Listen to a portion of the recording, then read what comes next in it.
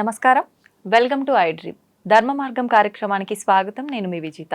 ప్రస్తుతం మనతో పాటు ఉన్నారు శ్రీ విద్యా ఉపాసకులు. గత కొన్ని సంవత్సరాలుగా ఎంతో మందికి ఉపాసన శిక్షణ ఇచ్చిన వారు శ్రీ శ్రీ శ్రీ గురు కరుణామయ్య గారు. ఇప్పుడు గురుగారితో మాట్లాడి మరిన్ని విషయాలు తెలుసుకుందాం. నమస్కారం గురుగారు. ఒకప్పటి కాలంలో, పూర్వకాలంలో చూసుకుంటే చాలా మంది 100 ఏళ్లకు పైగా బ్రతికున్న వాళ్ళని, కొంతమందిని ఇప్పటికీ మనం చూస్తున్నాము. ఎలా సాధ్యపడుతుంది అసలు? నిజంగా మనిషి ఆయుష్ అనేది ఎన్ని సంవత్సరాలుగా నిర్ణయించబడింది? ఎందుకని అంత ఎక్కువ కాలం ఈ జనరేషన్ వాళ్ళం బతకలేకపోతున్నాం అంటారు గురుగారు? కర్ణుడి చావుకి కారణాలు చాలా ఉన్నాయి. ఈ ఆయుష్ యాక్చువల్గా చెప్పాలంటే పూర్వకాలం మీద పెరిగింది అంటారు. సైంటిఫిక్ గా లాంజివిటీ పెరిగింది, కానీ 30 నుండి 60కి పెరిగింది, కానీ 90లు 100 ఏళ్ళు బతికి వాళ్ళు చాలా తక్కువ. అందులో ఈ మధ్యన చూస్తున్నారు హార్ట్ అటాక్లు ఎక్కువైపోయి 20 ఏళ్ళు 30 ఏళ్ళ వాడు కూడా డాన్స్ చేస్తూ జిమ్ చేస్తూ పడిపోతున్నారు. అవును గురుగారు. దీనికి కారణం ఏంటంటే ఫస్ట్ది ఆహారపు అలవాట్లు. సాత్విక ఆహారం అంటారు. పూర్వకాలంలో ఇన్ని హోటల్స్ ఉండేవా చెప్పండి? లేదు. అసలు ఆహారం అమ్మడం పాపం అనేది అప్పుడు ఇది ఆహారం అమ్మడం పాపం. వాళ్ళు పెట్టేవారు, వాళ్ళు ఏదైనా ఇస్తే పుచ్చుకునేవారు. అన్నార్థులు ఎవరు ఉండేవారు ఆ కాలం నుండి నేను వస్తాను. అప్పుడు 100 ఏళ్ళు 180 ఏళ్ళు బతికిలి వాళ్ళేమో. ఇప్పుడు ఆహారము హోటల్లో తింటున్నాం. ఇప్పుడు ఈ పేపర్లో చూస్తున్నారు, ఫ్రిడ్జ్లో పెట్టి 3 రోజులకైతే బిర్యానీల కింద చేసి పంచుతున్నారు, గమగమలు వేసి పెడుతున్నాం. ఈ గుమగుమలకు అలవాటు పడిపోయాం, కానీ అది ఏం చేస్తుంది నాకు అన్నది ఆలోచించలేము. ఆ రోడ్డు పక్కన పానీపూరి అమ్ముతూ ఉంటాడు, వాడు డ్రైనేజ్ పక్కనే నుంచుంటాడు. ఎప్పుడు మీరు చూసారు? ఇంత డబ్బు నీ కోటీశ్వరుడు ముష్టాడులో చెప్పబట్టుకుని నోట్లో సొంగ కారుతూ వాడి కర్మ కాకపోతే ఏం చెప్పండి. వీడు దేవాలయంలో తీర్థం ఇస్తేనేమో ఇలా పుచ్చుకుంటాడా, రోడ్డు పక్కన డ్రైనేజ్ పానీ పుచ్చుకుంటే ఇది కలియుగ దౌర్భాగ్యం. వాడు ఏ అలవాట్లోనే తాగుబోతూ అవ్వచ్చు, ఇది అవ్వచ్చు. ఇలా నానా సంకరమైనటువంటి ఈ ఆహారం, ముఖ్యం ఆహారం.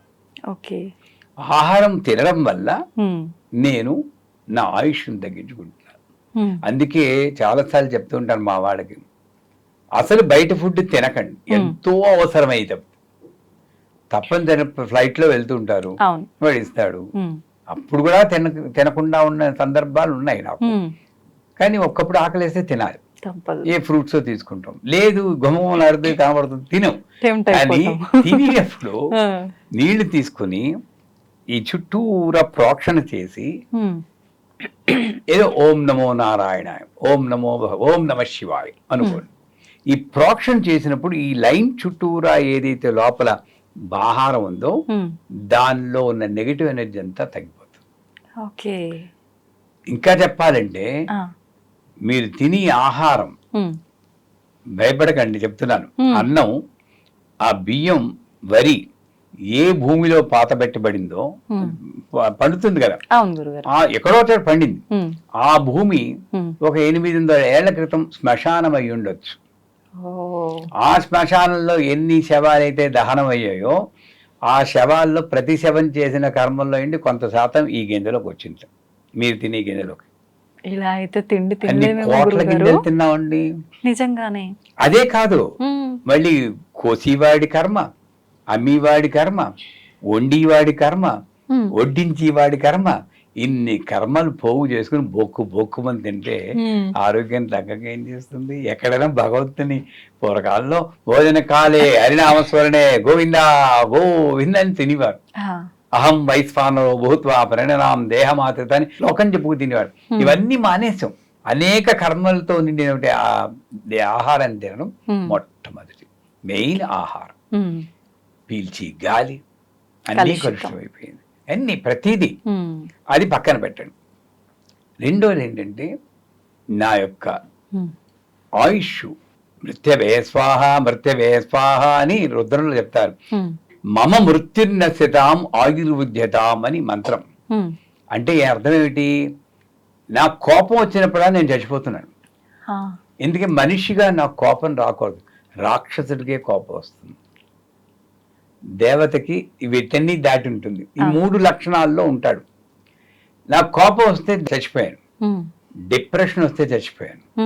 నాకు ఎందుకు లైఫ్ అంటే మనిషి జన్మ అంత కేవలం అయిపోయిందని మనకి ఆవు చూస్తూ నెమరేస్తూ అనుకుంటుంటాను, ఒరే ఎంత మంచి అదృష్టం రా నీకు, నాకు కానీ ఒక ఛాన్స్ ఇస్తే నీలాగా ఎప్పుడో మోక్షం పొందురా అని నాతో మాట్లాడుతుందని ఆ ఎరుకు నాకు ఉండాలి. అంత గొప్ప లైఫ్ని ఏదో చిన్న చిన్న ప్రాబ్లమ్స్ వస్తున్నాయి, 10కి ప్రయోజనం, ఆ సెల్ఫ్ ఎస్టీమ్ డౌన్, అది చావు. స్వార్థం, అనేక రకాల చావులు చస్తూ ఉంటాంట మనం. మనకి ఒకే చావు చేస్తుంది తెలుసు. మనిషిగా నేను ఎప్పుడు కృతజ్ఞత లేకుండా ఉంటానో, ఎప్పుడు ప్రతి పూజకి ఒక కోరిక చెప్పుకుంటానో అప్పుడంతా చచ్చిపోయాం. ఎప్పుడైనా ఒక రోజైనా పొద్దున్న లేవగానే అమ్మవారు థ్యాంక్స్ చెప్పి, అమ్మ ఇంకో రోజు బోనస్ ఇచ్చేవే తల్లి, హ్యాపీగా ఉన్నాం. గుడికి వెళ్ళి ఎవరైనా అమ్మ బాగున్నావా, పూజలు చేస్తున్నారా, హ్యాపీగా ఉందా, నాకు చాలా హ్యాపీగా ఉంది అని వాడు ఉన్నప్పుడు అది జీవితం. వెళ్ళడమే నాకు ఉద్యోగం రావాలి, నాకు డబ్బులు రావాలి, చిట్టా పెద్ద లిస్టే. ఇది మరి చావులే. ఏంటి కోరికలు, ఎంత బాగా ఉన్నాం, ఎప్పుడైనా కష్టం వస్తే చాలా కష్టం ఉంది తల్లి అనుకోవచ్చు. ఇన్ని ట్రిప్పులు వేస్తే ఒక్కసారైనా థ్యాంక్స్ గివింగ్ ప్రేయర్ అని చేయాలి. అమెరికాలో చేసేవాళ్ళు థ్యాంక్స్ గివింగ్ ప్రేయర్ అంటే చాలా కృతజ్ఞతలు చాలు అని. ఆ ఆధ్యాత్మికత లేకపోవడం మన ఆయుష్, అదే మృత్యువే స్వాహ, అది మృత్యు. అది నాకు పెరగాలి అంటే ఏదో ఒక మంత్రం చెప్పుకోవడం. భగవంతుడు ఉన్నాడా లేదా ఆ డిబేట్లు అనవసరం. నువ్వు ఉన్నాడు అంటే ఉన్నాడు, అది అమ్మ అంటే అమ్మ, లేకపోతే బొమ్మ అంటే బొమ్మ, చెట్టుకుంటే కొమ్మ, నీ నమ్మకాన్ని బట్టి అంతే. నమ్మకం అంతే. నేను చెప్తాను, మొన్న ఒకసారి మీతోనే మాట్లాడుతూ అన్నానేమో, ఈ వాటర్ బాటిల్ పెట్టుకుని ఆవిడే లక్ష్మీదేవి శ్రావణ మాసంలో నాకు బొట్టు పెట్టేది, ఇలా నేను పూజ చేస్తే 100% గ్యారంటీగా కొన్నాళ్ళకి నాకు ఫలితం వస్తుంది. భగవంతుడు అంటే నమ్మకం, అదే భగవంతుడు. ఈ విగ్రహం అమ్మవారు అంటే నమ్మకం, ఇది అమ్మవారు అంటే నమ్మకం. అంచేత ఈ నమ్మకంతో ఒక మంత్రాన్ని, ఏదో ఒక మంత్రం అంటే శబ్దం, ఆ శబ్ద తరంగాల్ని యూత్ వింటూ ఉంటారు ఈ వీడియోని. మేము ఇప్పుడు అక్కర్లేదు, పెద్దవాళ్ళకే ఇదంతా అనుకుంటారు. తప్పు. చూసుకోండి, సినిమా యాక్టర్ కూడా పునీత్ రాజకుమార్ పాపం ఎవరో యంగ్స్టర్ జిమ్ చేస్తూ పోయారు. ఏ రోజు మంది కాదు. అందుచేత ఆ ఆద్య చిన్న నాలా పూజలు చేయమని ఎవ్వరు అనరు. మీకు 60 ఏళ్ళు వచ్చి అప్పుడు చేస్తే చేస్తారు, లేకపోతే రోజు ఒక 5 నిమిషాలు ఈ ఆయుష్ పెరగాలంటే చెప్తున్నాను, 5 నిమిషాలు సైలెంట్గా ఉండండి, కళ్ళు తెచ్చుకోండి, ముఖం మీద నవ్వు ఉండాలి. ఎంత దెబ్బలాడు వచ్చినా సరే లోపల ఇక్కడ నవ్వుతూ ఉండాలి. నవ్వు పెట్టుకుని కళ్ళు తెరిచి ఈ సైలెంట్ నిశ్శబ్దంలో ధ్యానం చేయాలి. చాలండి, అంతకన్నా ఏం ఒక్కర్లేదు. అదే సరిపోతుందా గురుగారు? పెద్ద పెద్ద పూజలు కూడా చేయగలరు. ఏమైనా ఇప్పుడు చేయాలనిపిస్తే ఓం నమ శివాయ, ఓం నమ శివాయ, ఏదో ఆ మంత్ర జపం అన్నది మన ఈ వికారాలు, కోపము అన్ని తగ్గించి, ఒకటి ఆహారం, 2 ఈ ఆధ్యాత్మిక కోపాలని తగ్గించుకోవడం, 3వది మంత్ర జపం. ఈ 3 కలిస్తే డెఫినెట్గా అసలు ఇంకోటి జీవించడం అంటే 70 ఏళ్ళు జీవించేనా 108 ఏళ్ళు జీవించేనా కాదు. శంకరాచార్యుల వారు 32 అన్నేళ్ళే జీవించారు. కోకిల్లా ఒకరోజు బతికినా సరే, కాకిలా కలకాలం బతికితేనే. జీవించడం అంటే వాల్యూ తెలుసుకుని ఇలాగ నవ్వుకుంటూ మాట్లాడుకుని 10 మందికి ఉపయోగపడాలని మనం మాట్లాడుకుంటున్నాం చూడండి, ఇది జీవితం.